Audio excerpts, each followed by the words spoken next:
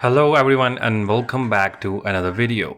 In this video I will show you that how to send location on WhatsApp without adding the contact. So without wasting any further time, let's get started. First of all, go to your WhatsApp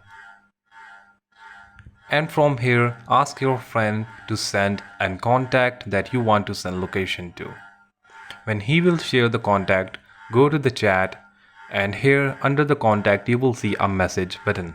Click on that and now you can message the person without even saving that contact. Below that you will see a pin icon. Click on that and then click on the location button. From here you can share your live location or current location.